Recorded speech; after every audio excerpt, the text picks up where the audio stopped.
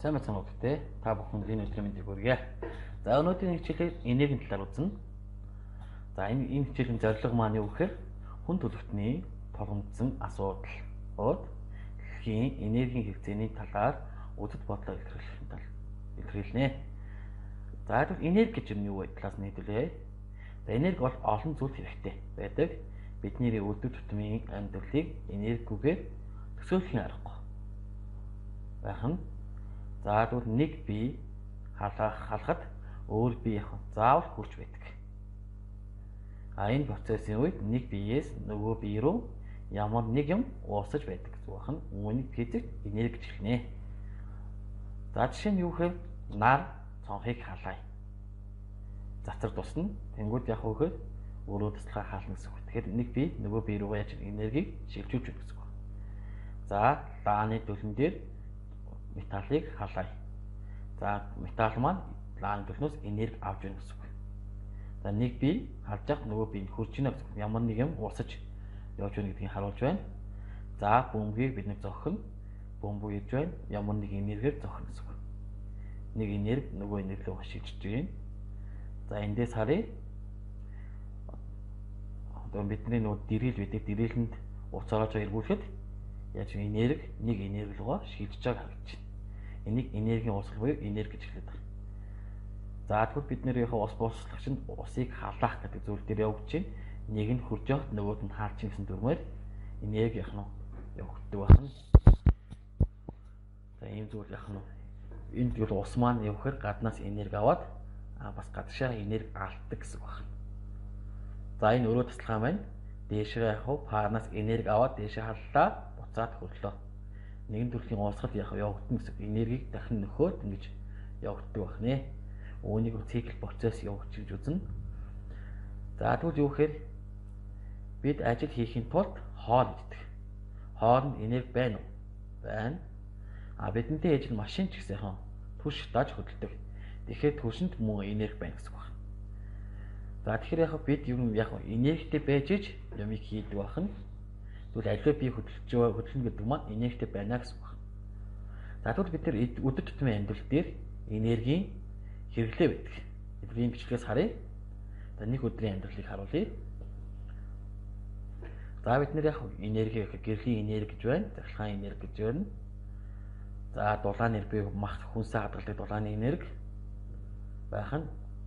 За энэ бол карантиг яг нь гоожуур тавьсан хамаг юм яхан асаалтай. Энэ бол энергийн зөв хэрэглээ мөн үү гэдэг асуулт гарч ирж байна.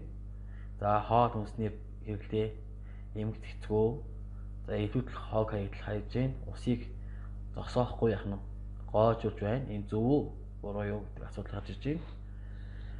За тэг ингээд ус шүдэ угаажхдаа усыг гоожуулсан хэвээр байна. Тэгэхэд энэ ус яах вэ гэхээр хаашаа явж байгаа вэ? Усны нөөц хомсдол үүсгэх магадaltaй байна. За тэг гэрээсээ явахдаа захиргааны хэрэгслээ бүх юм яг сарсан байх шаардлагатай. Гэтэл энэ хоёр хүмүүс маань бүх юм асаалтаа орсон байна. Эндээс аюулгүй байдал гэдэг зүйл гарч ирж байна. За тэгээ эндээс хүний уудлаас явах гэхээр машины хоорт утаа төвжрэл цаг хугацаа алдах гэдэг маш зүйл явагдаж байна. Дэлхийн ертөнцийн зүйл явах гэхээр азон давхртай. Дэлхий бол азон давхраа ягаад цоорсон бэ гэхээр хүний нүдэнээс бас гэсэн. Дэлхийд ганц хүн төрөлхтөн амьддаг, өчнөө тоолны амьтад амьддаг баг.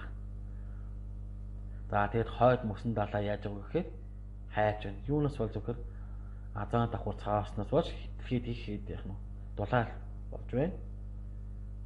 За тэгэхээр хүн зөвхөн өөртөө бодох биш, энэ байгаль ертөнцид байгаа амьд бие юмсыг бүгдийг бодох шаардлагатай гэсэн үг байна. За явандаа биднэрт юу гэх мөнгө бол хэрэгцээг болно. Харин газар шороо хэрэгцээтэй болно гэсэн үг. Газар шороо хайрлж байвал биднэрт явах гэхээр маш чухал байна. Яг л хойд мөсөнд бол айлаад дэлхийн манд тэр чигээр усаар хожигдвол бид яах вэ гэдэг асуулт гарч ирнэ.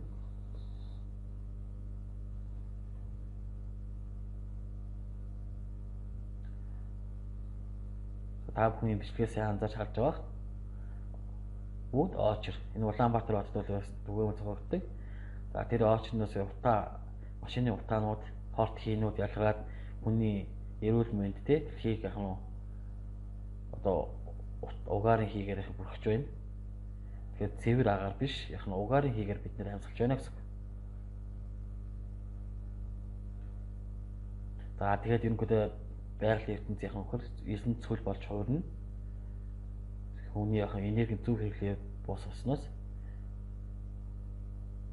тэгэхээр бид нэр энерги зөв хэрэглэх ёстой гэсэн үг.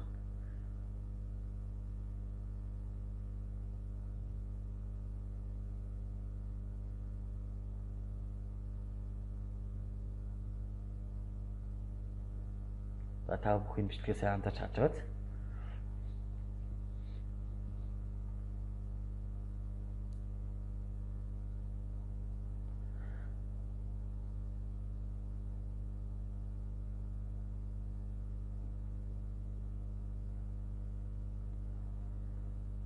За тэгээд биднээс яхав гэхээр хойд мөсөн далаа маань хайлаад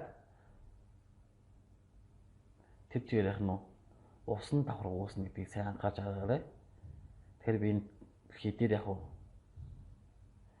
хуурай ертөнц гэж байхгүй бол хуу газар шараа биш.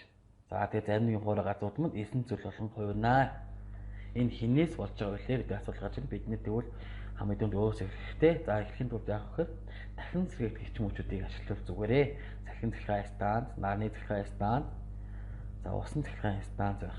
За энэ болохоор юу гэхээр дулаан цахилгаан станц гэх Улаанбаатар хот байдаг. Энэ станц маань яг үгээр одоо дэлхийдээ байгаа бүх юм. За тэгээд гэрлийг яг үгээр бид нэр маш бага энерги татварлыг цахилгаан татварлыг юм бага төхөөрөмж солих тий. Хуучин цахилгаан хэрэгслийг яг нь бага чадaltaй цахилгаан хэрэгслийг оруулах шаардлагатай. За тэгээд газар тариаланд яг нэг юмар яг нь олон юм услахаар зорилттой хөвөл байгаль ертөнцийн яг хуурай газрыг мань байхын тулд олон жилээр их хойшлуулж өгч байна гэсэн үг. За тэгээд зөв хөгжил, зөв үйлдэл, зөв хөгжлийг авчирна. Зөв хөдөлтөй хүн бол яг хөр байгаль ертөнцөөр хайрлана гэсэн үг байна. За тэгээд та бүхэн энэ бичлэгээс үзсэн байгаах. За гэрэл рүү та бүхэн гэр ахуйн хэрэглээгээ хэрхэн хянах вэ гэдэг дээр 30 хүүхдэд ихтгэл бичнэ. За ихтгэл гэдэг нь яг хөр гэр ахуйтай би гэр ахуйн цахилгаан хэрэгслээр одоо хоол хүнсийг хэрхэн зөв ашиглаж байгаа вэ тий илүүдэл гаргаж байгаа юу? За жишээ нь оройн хоол хийчихэд хоолноос хэр их хоолыг хайжээ тий тиймээс тийм юутай холбогдсон. За хоёрдугаар асуулт гудамж талбай буюу хуулийн буй орчны хувьд энерги хангамжийн асуудлыг хэрхэн шийдэж байна вэ? Байх болох вэ гэдэг та бүхэн өөртөө хэрхэн олдож байна гэдэг талаас 50-аас 70 хүүхдэд бас ихтгэл бичнэ. За эдгээр ихтгэлүүдийг бичээд багш руугаа явуулах нэ. За тэ анхаарал тавьсан та бүхэнд баярлалаа.